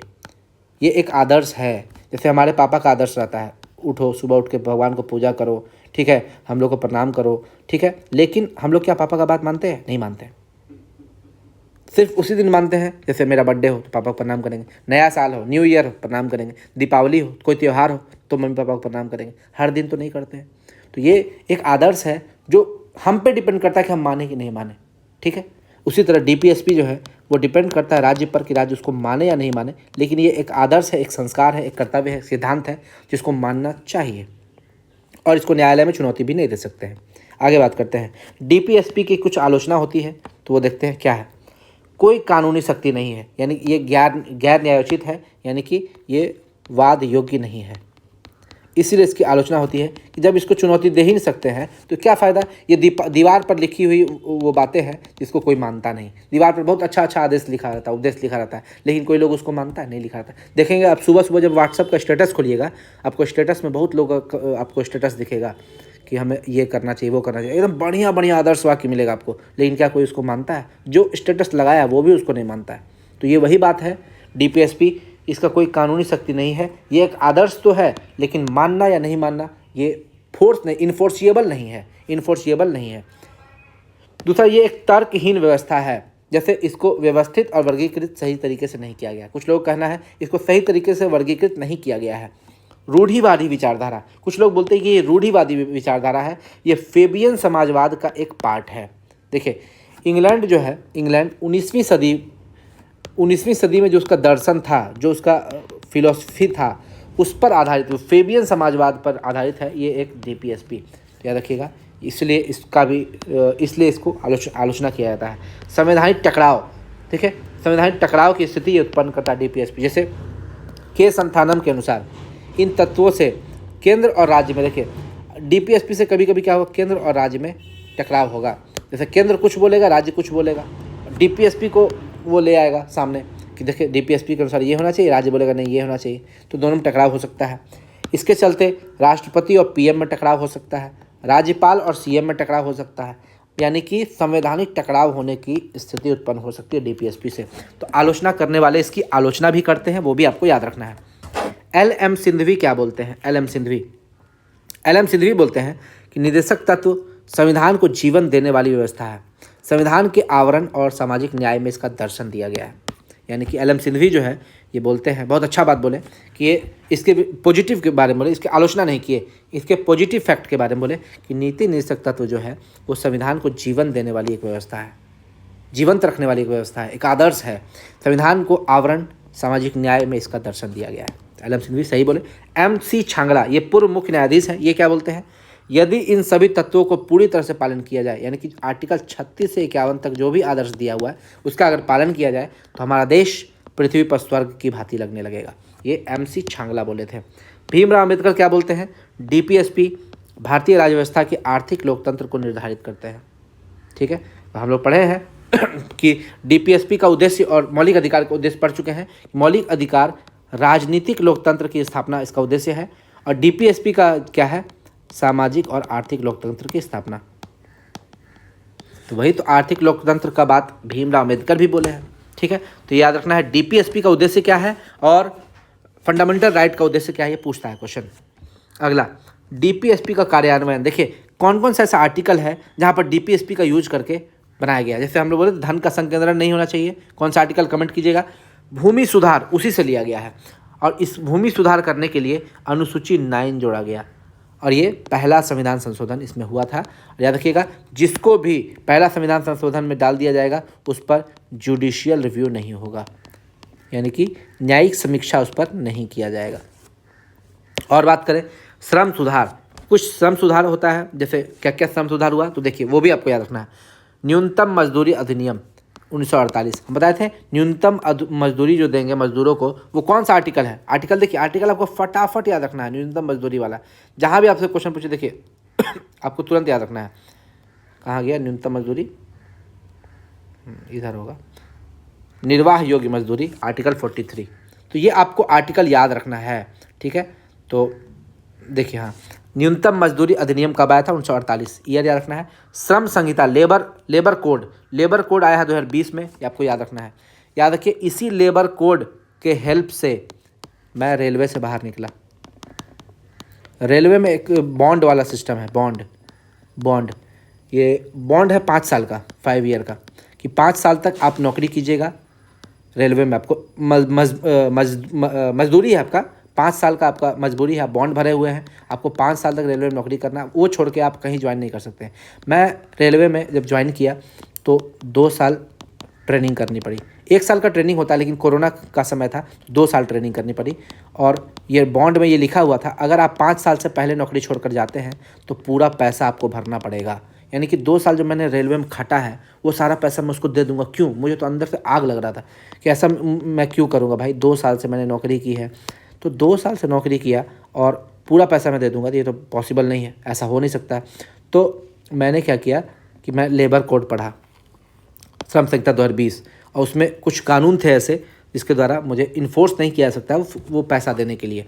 यानी कि वो जो बॉन्ड भरवाया था, बॉन्ड भरवाने में कुछ ऐसे रूल्स होते हैं, जैसे कि आप जब फॉर्म भरे कोई, जैसे मैं दरोगा में आया तो मैं रेलवे का पैसा विथ 12.5% इंटरेस्ट मुझे देना था, तो 6 लाख हमको बता रहा था, 6 लाख आपको देना पड़ेगा। सर मेरा हालत ही ख़राब हो गया, 6-6.5 लाख के आसपास बन रहा था, तो बड़ा दुख हो रहा था उस समय। लेकिन फिर मैंने लेबर कोड पढ़ा तो मैं 1 भी रुपया दे के नहीं आया वहाँ पे, ठीक है, क्योंकि ये लेबर कोड ये बोलता है कि अगर मैं रेलवे में था और मैं दरोगा का फॉर्म भरा, दरोगा का जैसे ही फॉर्म भरूंगा, फॉर्म भरने से पहले रेलवे से परमिशन लूँगा, परमिशन, ठीक है। और परमिशन लेने के बाद फिर प्री दिया, फिर मेंस में भी रेलवे को इंटीमेट करूँगा कि मैंने मेंस का एग्ज़ाम दिया है। फिर मैं एनओसी लूँगा, एनओसी फॉर्म भरने के लिए एनओसी, ठीक है, एनओसी मुझे मिल जाएगा। एनओसी लेने के बाद जब मेरी उसमें सिलेक्शन होगी, वो सारे डॉक्यूमेंट्स लगाकर मैं दूंगा कि मैंने आपको इंटीमेट किया, आपसे परमिशन लिया है, मैंने एनओसी लिया है, अब मुझे ये जॉब छोड़ना है, अब मैं बॉन्ड का पैसा नहीं दूंगा। ये एक, अगर आप पूरे प्रोसेस के साथ चलेंगे तो आपको पैसा नहीं देना पड़ेगा। लेकिन अगर आपने कुछ नहीं, सीधा आप रिजाइन दीजिएगा, सीधा आप रिजाइन दीजिएगा, बोलिए मैं सिलेक्शन हो गया सर, मैं छोड़ के जाना चाह रहा हूँ, आप रेलवे को कभी इंटीमेट किए ही नहीं, तो वो आपका क्या होगा, रेलवे पूरा पैसा लेगा। इंटीमेट करना, परमिशन लेना का मतलब यही है कि आप जो दरोगा का फॉर्म भर रहे हैं उससे रेलवे को कोई आपत्ति नहीं है। यही एनओसी भरवाया जाता है, नॉन ऑब्जेक्शन सर्टिफिकेट, अनापत्ति प्रमाण पत्र। इसीलिए एनओसी लेना ज़रूरी होता है कि अगर आप कहीं छोड़ के जाते हैं, तो आप कोई जॉब छोड़ के दूसरे जॉब में जाते हैं, तो आपको अनापत्ति प्रमाण पत्र दिखाना जरूरी होता है। इसीलिए मैं बार बार कहता हूँ कि आप एनओसी ज़रूर लें, कुछ करें ना करें, एनओसी ज़रूर लें। अगला है अनुबंध श्रम विनियमन और उन्मूलन अधिनियम, ये 1970 में आया है। अनुबंध वाला ये आपका 1970 में आया है। बाल श्रम निषेध और विनियमन अधिनियम, ये पूछता है बाल श्रम निषेध, बच्चा लोग का जो श्रम निषेध है वो कब आया था, 1986 में आया था। और बाल एवं किशोर श्रम निषेध विनियम अधिनियम, ये भी 1986 में आया है, याद रखिएगा। लेकिन इसको 2016 में पुनर्निर्मित किया गया, 2016 में पुनर्निर्मित किया गया, फिर से उसको क्या संशोधित किया गया। पंचायती व्यवस्था का बात करें तो इसमें सुधार हुआ, 73वां संविधान संशोधन, और ये किसका यूज करके हुआ, आर्टिकल 40, ग्राम पंचायत का गठन बोलता है ना, गांधीवादी विचारधारा में हम लोग पढ़े हैं। आर्टिकल 40 के दायित्वों को पूरा करने के लिए 73वां संविधान संशोधन आया, जिसमें पंचायती व्यवस्था की बात की गई है। कुटीर उद्योग की स्थापना का बात करें तो ये आर्टिकल 43 के दायित्वों को पूरा करता है, ठीक है। और इसी का कुटीर उद्योग का देखिए, ये बड़ा इंपॉर्टेंट है। इसमें क्या क्या बना, देखिए ग्रामोद्योग बोर्ड, इसका गठन हुआ। खादी एवं ग्रामोद्योग, जिसको केवीआईसी बोलते हैं, केवीआईसी, खादी एवं ग्रामोद्योग बोर्ड। तो आपसे पूछता है केवीआईसी का स्थापना कब हुआ, तो 1957 में हुआ है। और इसका एक्ट, कौन सा एक्ट इसका आया है 1956 में, 1 साल पहले। और इसका हेडक्वार्टर कहाँ है, हेडक्वार्टर है मुंबई में। तो याद रखिएगा, ये बड़ा है। कुटीर उद्योग आर्टिकल 43 में। और इसके तहत जितना भी बोर्ड है, देखिए बहुत बोर्ड, दरोगा, तो दरोगा का ये फेवरेट क्वेश्चन है, इसलिए मैंने इसमें सारा बोर्ड ही लिख दिया, जितना भी बोर्ड है। कॉयर बोर्ड जो है ये भी कुटीर उद्योग के अंतर्गत आता है, और इसका स्थापना होता है 1953 में। इसका हेडक्वार्टर है कोच्चि। अब देखिए आपसे मंत्रालय पूछ सकता है, कॉयर बोर्ड एमएसएमई मंत्रालय के अंतर्गत आता है, एमएसएमई, ठीक है। रेशम बोर्ड 1948 में बना है, इसका हेडक्वार्टर है बेंगलुरु, और ये वस्त्र मंत्रालय के अंतर्गत आता है, वस्त्र मंत्रालय, ठीक है। अब आते हैं कॉफ़ी बोर्ड 1942 के एक्ट के तहत आया है, ठीक है, और ये बेंगलुरु में है। और कॉफ़ी बोर्ड देखिए वाणिज्य मंत्रालय के अंतर्गत 5 बोर्ड है, वो हम यहाँ लिख दिए हैं, ठीक है। आगे देखिए, कॉफ़ी बोर्ड 1942 का एक्ट के तहत बना है, और ये बेंगलुरु इसका हेडक्वार्टर है।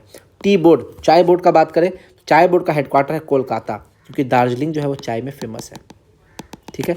और 1 अप्रैल 1954 को ये लागू हुआ है, लेकिन इसका एक्ट है 1953, एक्ट 1953 लागू हुआ है 1954, ठीक है।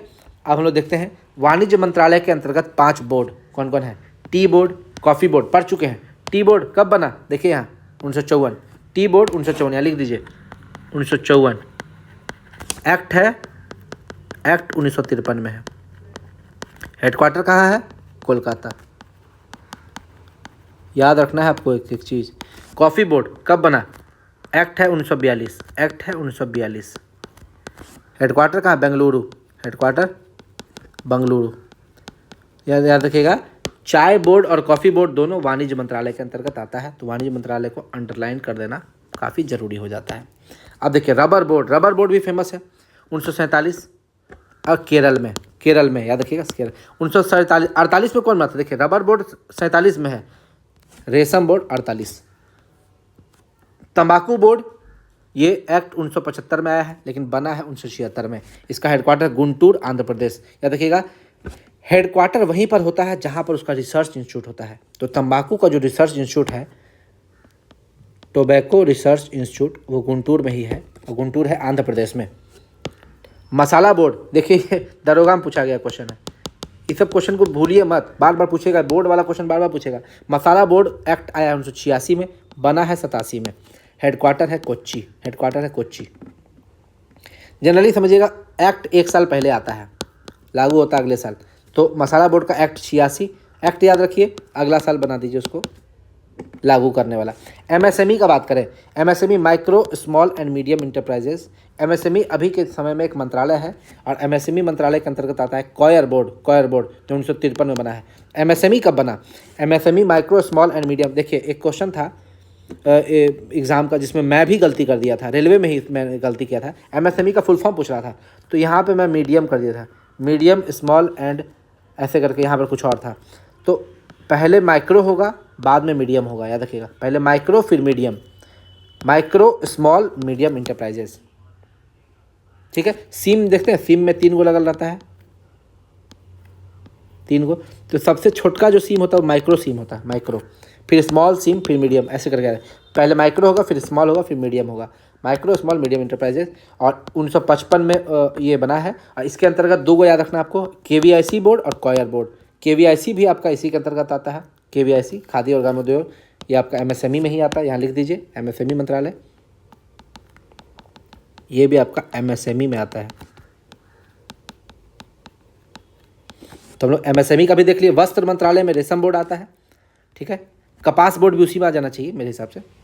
हाँ अब देखिए, तो ये सारा आपका बोर्ड देख लीजिए। अब शिक्षा का अधिकार अधिनियम 2009 में आया है, याद रखिएगा, और ये आर्टिकल 45 में दिए गए प्रावधानों को पूरा करता है और इसी के तहत आर्टिकल 21A शिक्षा का अधिकार एक मौलिक अधिकार बन गया 86वां संविधान संशोधन के द्वारा।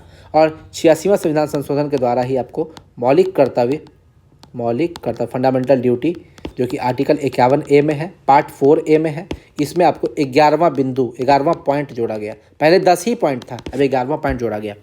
आगे बात करते हैं छठा, ग्रामीण क्षेत्र का विकास, आर्टिकल 47। ये इसके तहत क्या क्या हुआ? सामुदायिक विकास कार्यक्रम 1952 में आया। याद रखिए VVI बार बार एग्जाम में पूछता है, एक एक चीज़ जो मैं यहाँ दे रहा हूँ वो आपके लिए समझिए एक एग्जाम में कब आपको ये क्वेश्चन पूछ देगा कहना मुश्किल है, ये क्वेश्चन पूछता है बार बार। सामुदायिक विकास कार्यक्रम कब आया? 1952, ये ईयर पूछता है डायरेक्टली, ठीक है। NDC national development council, NDC कब बना? वो भी 1952, याद रखिएगा NDC भी बना था 1952 में, NDC नेशनल डेवलपमेंट काउंसिल। एकीकृत ग्रामीण विकास कार्यक्रम, ठीक है, ये 1978 से 79, 1978 से 79, ये उस समय आया। नरेगा का बात करें तो ग्रामीण क्षेत्र का विकास 47 के अनुसार ही बना है। ये पारित हुआ है 2005 में लेकिन लागू हुआ 2006 में। अब मनरेगा, इसका नरेगा का नाम मनरेगा कब किया गया? 2 अक्टूबर 2009 में नाम इसका चेंज हो गया। रूरल एम्प्लॉयमेंट गारंटी और एस एक्ट है ना, ऐसे करके national rural employment guarantee act, full form आप लोग देख लीजिएगा, ये नरेगा का फुल फॉर्म है। और एम जुड़ गया मतलब महात्मा गांधी, एम का मतलब महात्मा गांधी। और नरेगा से मनरेगा हुआ 2009 में, 2 अक्टूबर, गांधी जी का जन्मदिवस होता है 2 अक्टूबर में, इसलिए इसका नाम चेंज करके महात्मा गांधी ऐड किया गया। अब देखिए कुछ और चीज़ है जो हम लोग को याद रखना है। पर्यावरण संरक्षण अधिनियम ये कब आया? पर्यावरण की रक्षा वाला है ना, पर्यावरण की रक्षा वाला कौन है? आर्टिकल 48 है ना, देखिए 48A में है मेरे हिसाब से, 48A पर्यावरण की रक्षा, वन और वन जीवों की रक्षा। तो 48A के प्रावधान को देखते हुए बहुत सारी चीज़ लागू किया गया है। तो ये है 48A का प्रावधान, 48 के प्रावधान के अनुसार, 48 का प्रावधान को देखते हुए ये क्या लागू किया है? पर्यावरण संरक्षण अधिनियम 1986, वन संरक्षण अधिनियम 1980, वन्य जीव संरक्षण अधिनियम 1972। याद रखिए ये अधिनियम डायरेक्ट एग्जाम में पूछेगा, आपको 1 नंबर दे के जाएगा, ईयर आपको याद रखना है, पूरा का पूरा ईयर याद रखना है आपको। वन्य जीव संरक्षण, देखिए वन संरक्षण अधिनियम अलग 1980, वन्य जीव संरक्षण अधिनियम पहले आ चुका है 72 में। वायु प्रदूषण निवारण और नियंत्रण अधिनियम 1981। ध्वनि, देखिए वायु प्रदूषण 81 में है, ध्वनि प्रदूषण 2000 में है, और जल प्रदूषण 1974 में। तो सबसे पहले जल प्रदूषण आया है 74, फिर वायु प्रदूषण 81, फिर ध्वनि प्रदूषण 2000। ठीक है, लेकिन याद रखिएगा जो जल प्रदूषण वाला जो 74 में आया था उसमें संशोधन हुआ था 88 में, संशोधन हुआ था 88 में। प्रोजेक्ट टाइगर 1973 में आया था। वन्य जीव वाला आ गया प्रोजेक्ट लायन 1972, प्रोजेक्ट एलिफेंट 1992, मगरमच्छ परियोजना 1975, प्रोजेक्ट हंगुल 1970, और ये जम्मू कश्मीर में लागू किया गया था प्रोजेक्ट हंगुल। उसी तरह आपको ये कुछ क्वेश्चन पूछ सकता है ऐसे।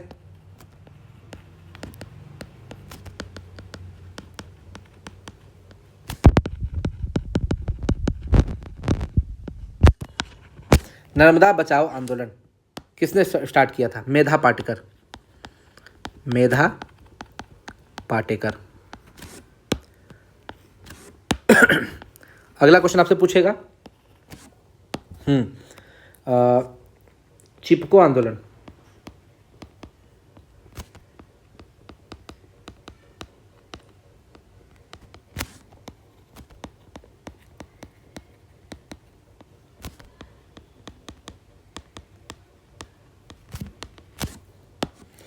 चिपको आंदोलन है सुंदरलाल बहुगुणा।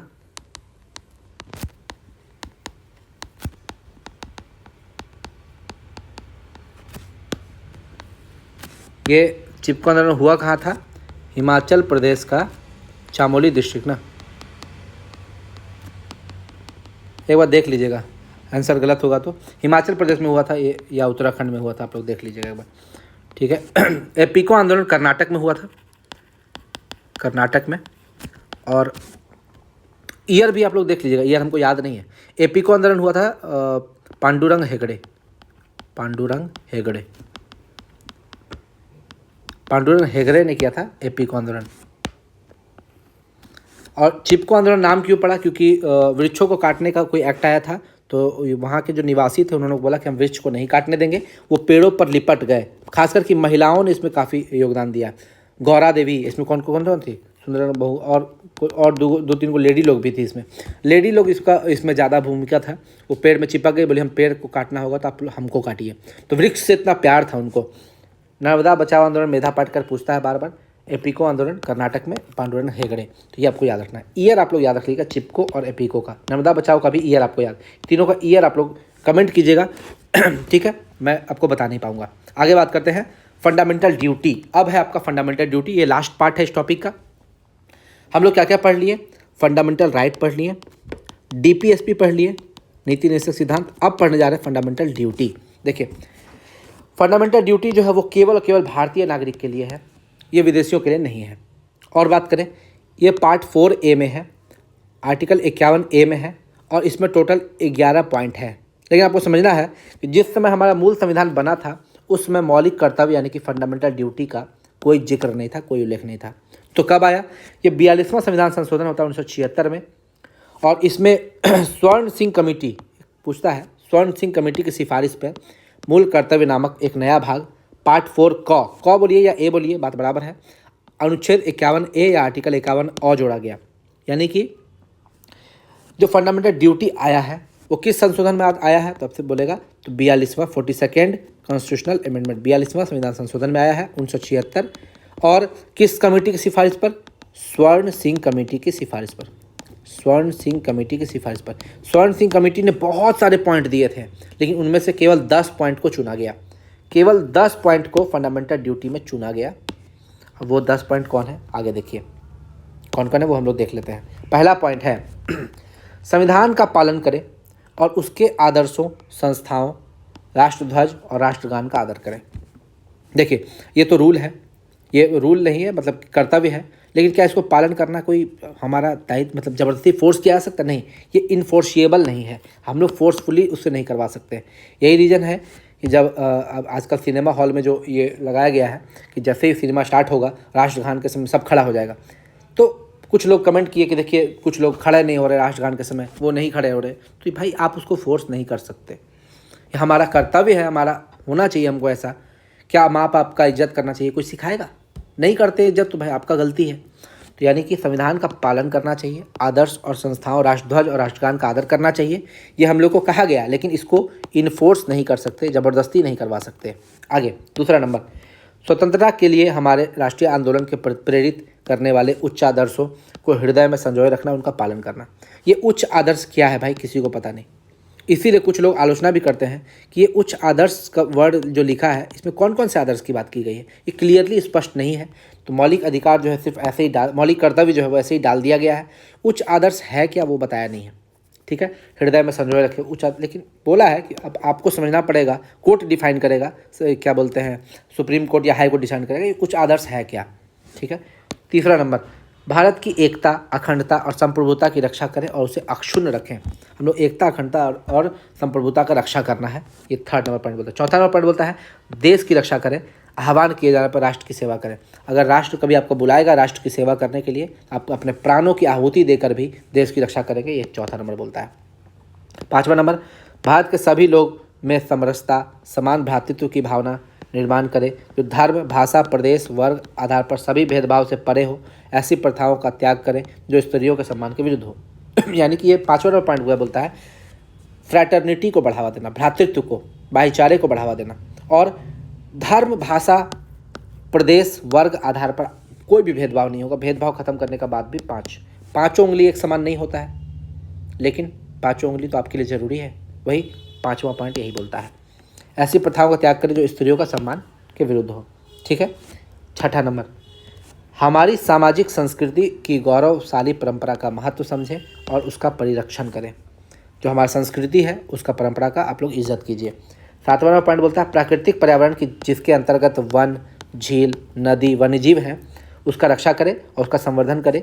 प्राणी मात्र के प्रति दया भाव रखें। ये वही बात है जो आर्टिकल 48A बोलता है, वही यहाँ पर सातवां नंबर पॉइंट बोलता है कि वन, झील, जीव, झील जो है हमारा वन है, जीव है, वन्य जीव है, उसका रक्षण करें, संवर्धन करें। आठवां क्या बोलता है, वैज्ञानिक दृष्टिकोण, मानवतावाद और ज्ञानार्जन तथा सुधार की भावना का विकास करें। हमारा देश अगर किसी भी तरीके से डेवलप होता है तो वो वैज्ञानिक दृष्टिकोण है, मानवतावाद है, ज्ञानार्जन है, ज्ञान के अर्जन के बिना, और सुधार की भावना, इन सब चीज़ को बढ़ावा देना चाहिए, तभी हमारा देश विकास करेगा। नौवां नंबर पॉइंट बोलता है सार्वजनिक संपत्ति को सुरक्षित रखें, हिंसा से दूर रहें। जैसे बहुत लोग क्या करता है, नेपाल में क्या हुआ देखें, बड़ा बड़ा प्रॉपर्टी को, सरकार का प्रॉपर्टी को जला दिया, ऐसा नहीं करना है। ऐसे तो वो पर्सनल प्रॉपर्टी था, लेकिन यहाँ सार्वजनिक संपत्ति का बात कर रहा है, उसको आप लोग सुरक्षित रखें, हिंसा से दूर रहें, हिंसा ना करें। 10 नंबर पॉइंट क्या बोलता है, व्यक्तिगत और सामूहिक गतिविधियों के सभी क्षेत्रों की ओर बढ़ने का सतत प्रयास करें, जिससे राष्ट्र निरंतर बढ़ते हुए प्रयत्न और उपलब्धियों की नई ऊंचाइयों को छू ले। 10वां नंबर पॉइंट ये था, 10 नंबर पॉइंट जो 42वां संविधान संशोधन में था। लेकिन एक और हम लोग पढ़े 11 पॉइंट है, तो 11वां पॉइंट कब जुड़ा, 86वां संविधान संशोधन 2002, जिसमें हमारा आर्टिकल 21A जुड़ा है, ठीक है। आर्टिकल 45 से ओतप्रोत होकर, तो यह 11वां नंबर पॉइंट 86वां संविधान संशोधन 2002 में जोड़ा गया। ये क्या बोलता है, प्रत्येक अभिभावक का यह कर्तव्य होगा जो अपने बच्चों, जो कि 6 से 14 साल का बच्चा है, उसको अनिवार्य शिक्षा दिलाए। और ये 86वां संविधान संशोधन वही है जिसमें आर्टिकल 21A जोड़ा गया था।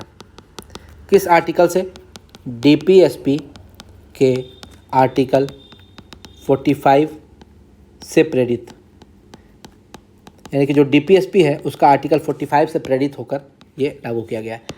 तो DPSP का आर्टिकल 45 बोलता है कि हम लोग का जो बच्चा है उसको बाल्यावस्था में जो प्रारंभिक शिक्षा देनी चाहिए वो मिलनी चाहिए, वो आर्टिकल 45 बोलता है। इसी का यूज करके 21A में शिक्षा का अधिकार को मौलिक अधिकार बना दिया। लेकिन पूछेगा शिक्षा का अधिकार, राइट टू एजुकेशन कब आया, तो 2009 में आया, ये आपको याद रखना है। और इसी में हम लोग 86वें संविधान संशोधन में मौलिक कर्तव्य में 11वां पॉइंट जोड़े हैं।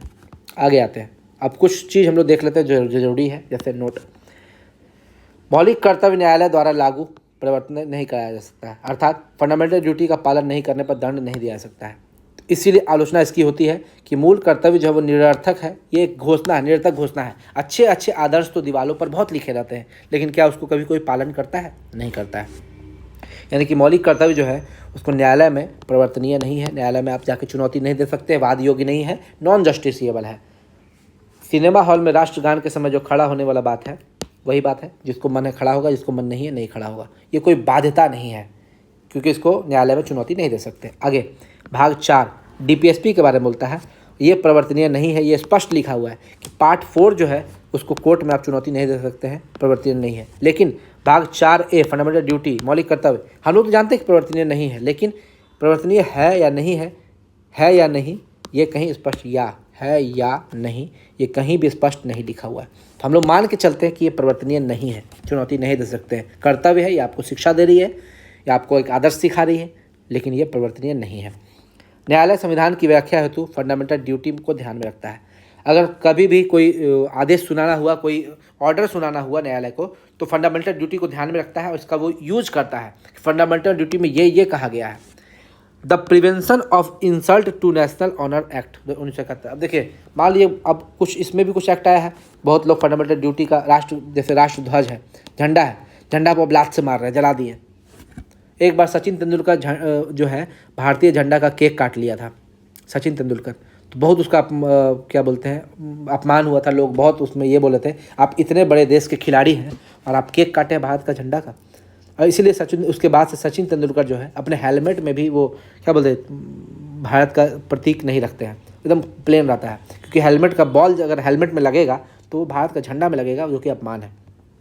इसलिए आप लोग याद रखिएगा, अगर संविधान का अपमान होता है उसके लिए एक एक्ट आया है, the Prevention of Insult to National Honour Act 1971, राष्ट्र गौरव अपमान निवारण अधिनियम 1971। ये ईयर आपको याद रखना है, यानी कि अगर आप संविधान का अगर कुछ गौरव सा इंसल्ट करते हैं संविधान के गौरव का, आपको इस एक्ट के तहत दंड दिया जा सकता है। ठीक है। अब अदालतों द्वारा किसी विधि की संवैधानिकता या वैधता या उनका परीक्षण करने के लिए हम लोग 3 चीज़ को देखते हैं। अदालत अगर मान लीजिए आपको कोई भी एक्ट देखेगा या कोई जाके कोर्ट में केस किया, उसका संवैधानिकता, या सरकार कोई नियम बनाया, जैसे मान लीजिए हम आया देखते हैं ना कि अभी सिटीजनशिप अमेंडमेंट एक्ट आया, तो देखेगा कोर्ट जो है वो तीनों चीज़ देखेगा, फंडामेंटल राइट भी देखेगा, फंडामेंटल ड्यूटी भी देखेगा और DPSP भी देखेगा। तीनों को देखेगा, उनका संवैधानिकता, वैधता और परीक्षण करने के लिए इस तीनों चीज़ को देखेगा। फंडामेंटल राइट पार्ट 3 आर्टिकल 12 से 35 तक को देखेगा, क्या फंडामेंटल राइट का उल्लंघन तो नहीं हो रहा है। DPSP, क्या DPSP का कोई बात से अलग तो बात नहीं कर रहा है। और फंडामेंटल ड्यूटी, क्या फंडामेंटल ड्यूटी में जो बात किया गया है उसका तो जिक्र नहीं है इसमें, या उसमें उसका तो कोई उल्लंघन नहीं है। तो तीनों चीज़ को संविधान का व्याख्या करने के लिए या कोई डिसीजन लेने के लिए सुप्रीम कोर्ट या हाई कोर्ट या कोई अदालत उसका यूज करता है। यानी कि मौलिक कर्तव्य को न्यायालय में चुनौती तो नहीं दे सकते हैं, लेकिन किसी भी आदेश का संवैधानिकता, प्रामाणिकता या उसका वैधता देखने के लिए सुप्रीम कोर्ट इसका यूज करता है। यही यूज है इसका कुछ आलोचना भी किया जाता है। आलोचना क्या देख लेते हैं। कर्तव्यों की सूची पूर्ण नहीं है, जैसे टैक्स देना नहीं है दायित्व, टैक्स देना भी तो दायित्व है हमारा, मतदान वोट देना भी तो दायित्व है। इस दोनों को स्वर्ण सिंह समिति जो है वो डाला था। जैसे स्वर्ण सिंह समिति का 10 पॉइंट को ही केवल माना ना, और बाकी पॉइंट तो नहीं माना, लेकिन ये भी दिया, स्वर्ण सिंह समिति ये भी दिया था अपना, लेकिन सरकार उसको नहीं माना। टैक्स देना और वोट करना, इन दोनों को मौलिक कर्तव्य में शामिल करने की सिफारिश सरदार स्वर्ण सिंह कमेटी द्वारा की गई थी, परंतु सरकार ने इसे नहीं माना। सरकार केवल 10 बिंदुओं को माना। 11वां बिंदु तो 86वां संविधान संशोधन में आया है, और ये जो है आपका गैर परिवर्तनीय है, न्यायालय में इसको चुनौती नहीं दी जा सकती है। और ये आलोचना क्यों होती है, क्योंकि ये अस्पष्ट है, बहुअर्थी है। जैसे अगर शब्दों को आप देखिएगा तो उसका अलग अलग व्याख्या निकाल सकता है। हो सकता है कि सुप्रीम कोर्ट उसका अलग व्याख्या निकाले, हाई कोर्ट उसका अलग व्याख्या निकाले। एक ही रूल का 2 व्याख्या निकलना उसको बहुअर्थी कहता है। अस्पष्ट इसलिए है क्योंकि जैसे उच्च आदर्श, जैसे यहाँ पर हम लोग बात किए थे उच्च आदर्श का, यहाँ पर हम उच्च आदर्श का बात किए थे। कौन सा उच्च आदर्श भाई, उसको क्लियर नहीं किया गया है, यानी कि अस्पष्ट है। उच्च आदर्श कैसा उच्च आदर्श, वैज्ञानिक दृष्टिकोण कैसा वैज्ञानिक दृष्टिकोण, वो क्लियर नहीं किया है। ठीक है। चौथा नंबर, लोगों को यह बताना कि उनके कर्तव्य क्या है, यह दर्शाता है कि वे संतुष्ट नहीं है। ये कौन बोले थे, हमारे पूर्व न्यायवादी C.K. दफ्तरी बोले थे कि आप लोग को उसका कर्तव्य बता रहे हैं, लोग को उसका कर्तव्य तो खुद पता होना चाहिए। अब आता है वर्मा समिति की टिप्पणी। वर्मा समिति देखिए, 1998 में गठित वर्मा समिति का उद्देश्य प्रत्येक शिक्षण संस्थानों में मौलिक कर्तव्यों को लागू करने और सभी विद्यालयों में इस कर्तव्यों को सिखाने के लिए दुनिया भर में शुरू किए गए कार्यक्रम हेतु एक रणनीति और कार्यक्रम तैयार करना, यही वर्मा समिति की ये लक्ष्य थी। समिति ने अपनी जांच में पाया कि देश के अंतर्गत मौलिक कर्तव्य के गैर परिचालन का मुख्य कारण इसके कार्यान्वयन हेतु रणनीति की कमी है। अभी तक हम लोग मौलिक कर्तव्य को या DPSP को या कुछ भी है उसको लागू करने के लिए हम लोग कोई भी रणनीति नहीं लाया है। अब क्या किया देखिएगा, NCERT का जो बुक रहता है उसमें फर्स्ट पेज में दे देता है प्रस्तावना, या फर्स्ट पेज में दे देगा मौलिक कर्तव्य। छोटा सा है, 1 पेज में आ जाता है। क्यों देता है ताकि लोग फर्स्ट शुरू में ही देखें, उसको भी पता चले। यही है रणनीति। ये रणनीति बताई थी वर्मा समिति ने कि आप बुक्स में बताइए, टीचर्स को बताइए, टीचर को बोलिए कि वो आपको प्रस्तावना बताए, वो आपको मौलिक कर्तव्य बताए। जरूर मौलिक कर्तव्य 11 पॉइंट आपको रटा हुआ होना चाहिए, प्रस्तावना रटा हुआ होना चाहिए। अगर आप पॉलिटी पढ़ रहे हैं तो हो सकता है कि आपसे प्रस्तावना और कर्तव्य इंटरव्यू में भी पूछ दे। इंटरव्यू में ये दोनों चीज़ तो एकदम मस्ट है। अब देखिए, सिविल अधिकार संरक्षण अधिनियम 1955 ये जाति एवं धर्म से संबंधित अपराधों पर दंड की व्याख्या करता है। 1976 तक इस अधिनियम को अस्पृश्यता अपराध अधिनियम के रूप में जाना जाता था। बाद में इसका नाम सिविल अधिकार संरक्षण अधिनियम 1955।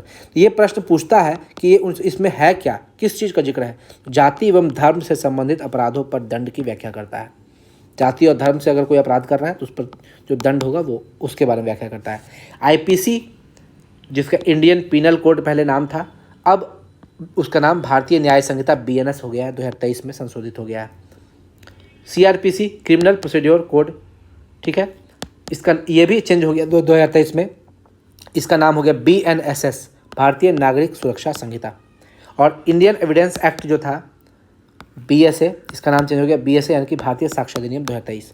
तीनों अब चेंज हो गया है, IPC, CRPC और Indian evidence act. IPC CRPC लिखने वाले कौन थे? मैकाले, याद रखिएगा। लोक प्रतिनिधित्व अधिनियम 1951 ये क्या कहता है? ये बोलता है कि जब पीपुल्स रिप्रेजेंटेटिव एक्ट, ऐसे ही बोलते हैं पीपुल्स रिप्रेजेंटेटिव एक्ट, भ्रष्टाचार में संलिप्त धर्म के आधार पर मत मांगने, वोट मांगने, मतलब कोई धर्म के आधार पर वोट मांगता है या लोगों में धर्म, जाति, भाषा के आधार पर विभेद करता है, ऐसे संसद सदस्यों या विधानमंडल सदस्यों को अयोग्य घोषित करने का ये व्याख्या करता है लोक प्रतिनिधित्व अधिनियम 1951। VBI, इसको VBI लिख दीजिए। चुनाव से संबंधित जितने भी चीज़ हम लोग पढ़ते हैं वो इस अधिनियम में बढ़िया से स्पष्ट किया गया है, बढ़िया से, एकदम अच्छे से। तो ये था हमारा DPSP, राज्य के नीति निदेशक तत्व और मौलिक कर्तव्य। इनको हमने बहुत ही अच्छे से, बहुत ही डिटेल में पढ़ा है। इससे डिटेल में आपका एग्जाम में नहीं पूछेगा, इतना काफ़ी है, इतना आप लोग समझ गए, इससे ज़्यादा आपके एग्जाम में कभी नहीं पूछेगा। तो कैसा लगा आपको मेरा वीडियो? अगर आपको मेरा वीडियो अच्छा लगा हो तो मेरे चैनल को लाइक, शेयर, सब्सक्राइब कीजिएगा। ज़्यादा से ज़्यादा लोगों को ये वीडियो फैलाइएगा। धन्यवाद।